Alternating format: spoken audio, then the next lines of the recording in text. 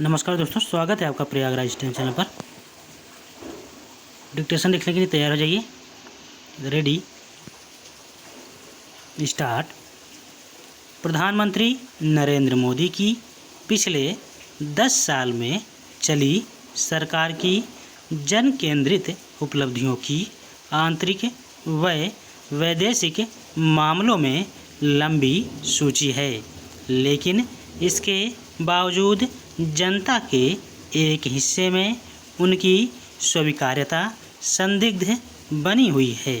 ऐसे में यह सवाल पूछना उचित होगा कि प्रधानमंत्री इस बारे में क्या सोचते होंगे। आखिर इतना अधिक काम करने के बावजूद जनता के एक हिस्से में उनकी स्वीकार्यता इतनी कम क्यों है?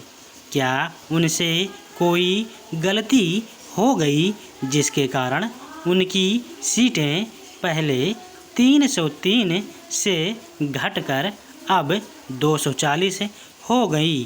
क्या वर्ष 2047 तक उनको भारतवर्ष को विकसित देश बनाने की महत्वाकांक्षा में कुछ गलत था? विपक्ष ने अनेक सवाल उठाकर चुनाव प्रचार में मोदी सरकार की छवि खराब करने के प्रयास किए हैं और उसका असर जनसंख्या के एक हिस्से पर पड़ा है। हो सकता है कि कुछ लोगों ने उनके अब की बार 400 पार नारे को गलत समझा हो। संभवतः इस नारे के कारण जनता में यह भ्रम फैला कि वे चुनाव तो जीत ही चुके हैं। ऐसे में भला अपना वोट देने के लिए इतनी भयानक गर्मी वाले मौसम में कष्ट करने की क्या ज़रूरत है? शायद विपक्ष को चुनाव में मतदान के 7 चरण होने तथा पूरी प्रक्रिया 43 दिन लंबी खींचने के कारण दुष्प्रचार करने का काफ़ी समय मिल गया। हो सकता है कि कुछ लोगों को जम्मू कश्मीर से अनुच्छेद 370 समाप्त करने पर आपत्ति रही हो, पर इसके कारण जम्मू कश्मीर की अर्थव्यवस्था काफ़ी फली फूली है।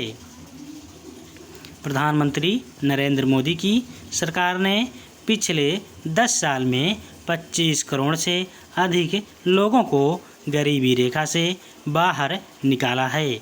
इन लोगों को सरकार की ओर से जो कुछ दिया गया वह गांव के मुखिया के माध्यम के बजाय सीधे दिया गया। स्वर्गीय प्रधानमंत्री राजीव गांधी ने कहा था कि दिल्ली से जब 1 रुपया लोगों को भेजा जाता है तो उनको इसमें से केवल 15 पैसे मिलते हैं, जबकि 85 पैसे बिचौलिए खा जाते हैं।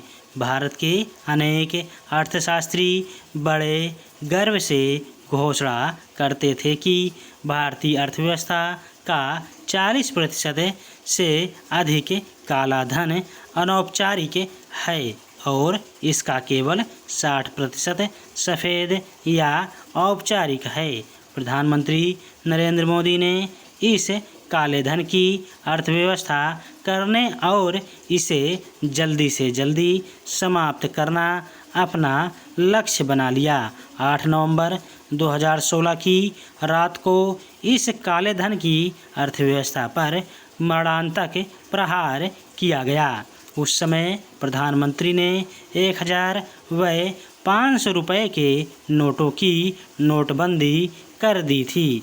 गोपनीयता को देखते हुए इस कदम को वित्त मंत्री तक से छिपाकर रखा गया था।